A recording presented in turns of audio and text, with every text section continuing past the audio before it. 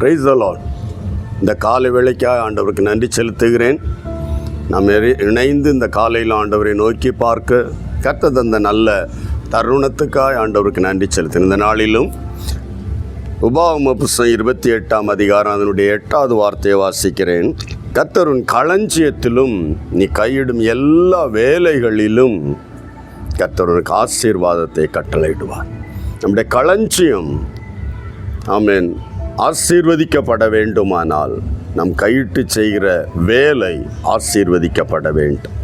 இந்த கால வேளையில் ஆமென் நம்முடைய வேலைக்காக களஞ்சியத்தில் ஆமென் தானியம் இல்லையே, எண்ணெய் இல்லையே என்று தீர்க்கதரிசி புலம்பும் போதும் கர்த்தர் சொல்லுவார், இன்று உனக்கு ஒரு அற்புதத்தை தருவேன்.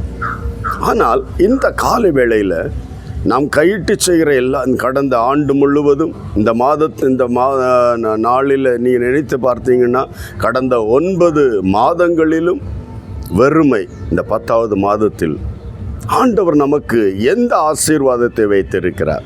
நாம் கையிட்டு செய்கிற வேலை வருமானம் வருகிறது, அது ஆமென் ஊதி பரத்தப்படுகிறது போல அல்லது வீண் செலவாய் அது கரைந்து போகிறது போல களஞ்சியத்தில் வராதபடிக்கு, களஞ்சியத்தில் சேர்க்கக்கூடாதபடிக்கு இருக்கிற தடைகளை கர்த்தர் மாற்றும்படியாய் நாம் கர்த்தருக்கு பிரியமாய் நடக்கணும். கர்த்தர் அப்பொழுதுதான் நம் கையின் செய்கிற வேலை பிரயாசங்கள் எல்லாவற்றையும் ஆசீர்வதிப்பார்.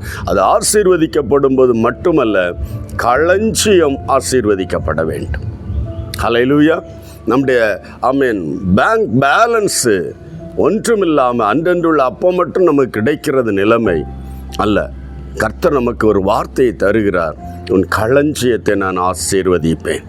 களஞ்சியம் ஆசீர்வதிக்கப்பட வேண்டுமானால் வீண் செலவு வராதபடி ஆமென் வீணான ஹல்லேலூயா விரயமாகுகிற நிலைமைகளுக்கு ஆண்டவர் தான் நீங்களாக்கி தர வேண்டும். ஹல்லேலூயா. நாம் இந்த நாளில் ஆண்டவர்கிட்ட கேட்ப இந்த வார்த்தையை வைத்து ஜெபிக்க போகிறோம். ஆண்டவரே, உன் களஞ்சியம் ஆசீர்வதிக்கப்படும் என்று சொல்லி இருக்கிறேன். அந்த களஞ்சியம் ஆசீர்வதிக்கப்பட வேண்டுமானால் வருமானம் வராமல் இல்லை, நாம் பிரயாசப்படுகிற வேலைகள் தொழில்கள் சில வேளைகளில் கிடைக்க வேண்டிய நிலுவைத் தொகை பல ஆண்டுகளாய் தடைபட்டு இருக்கலாம். அது களஞ்சியத்தில் வந்து சேர வேண்டியவை.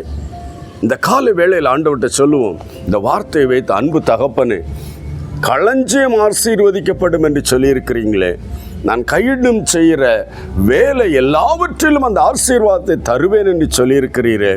ஆண்டவரே, கையிட்டு செய்கிற வேலைகளில் வர வேண்டியவைகள் இன்னும் தடைபடுத்தி நிற்கிறதப்பா.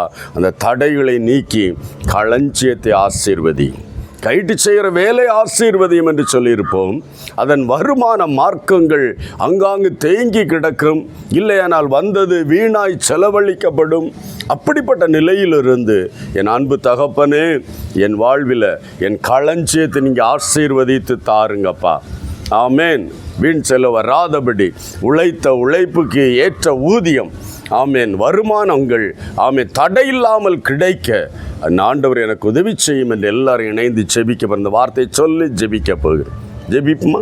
அன்பு தகப்பனே, இயேசுவின் நாமத்தில் இந்த காலை வேளையில் என்னோடு இணைந்து ஜெபிக்கிற எல்லா தெய்வ பிள்ளைகளையும் உடைய கரங்களில் தந்து ஜெபிக்க. விசேஷமாய் இந்த காலை வேளையில் அன்பு தகப்பனே, என் களஞ்சியம் வெறுமை, ஒன்று மீதம் எடுக்க முடியவில்லை என்று கலங்கி உம்மை நோக்கி கூப்பிடுகிற இந்த தெய்வ பிள்ளைகள் ஒவ்வொருவரையும் ஒப்பு கொடுத்து ஜெபிக்கிற. விசேஷமாய் அன்பு தகப்பனே, கையிட்டு செய்கிற வேலை ஆசீர்வதிக்கப்படும் பட வேண்டும் என்று விரும்புகிற எல்லா தெய்வ பிள்ளைகளையும் என் ஆண்டவர் தாமே ஆசீர்வதிக்க வேண்டுமே. அவர்களுடைய எதிர்பார்ப்புகள் ஆண்டவரே குறைவுகள் இருக்குமானால் உணர்த்தி அறிக்கை செய்து விட்டுவிட உதவி செய்யும்படியாக கையிட்டு செய்கிற ஆண்டவரே உழைப்பின் பிரதிபலன் ஆங்காங்கு சிதறி போகாதபடி கரங்களில் கிடைக்க, அது களஞ்சியத்தில் ஆசீர்வாதமாய் காணப்பட பரிசுத்தர் உதவி செய்யும்படி ஒப்பு கொடுத்து ஜெபிக்கிறோம். தொடர்ந்து நம்முடைய பிள்ளைகளோடு பேசும், கரம் பிடித்து நடத்தும், ஆசீர்வதியும். இயேசு கிறிஸ்துவின் மூலம் தாழ்த்தி ஒப்பு கொடுத்து ஜெபிக்கிறோம் நல்ல பிதாவே. ஆமேன். ஆமேன். கர்த்தருடைய களஞ்சியத்தை ஆசீர்வதிப்பார். God bless you all. Praise the Lord.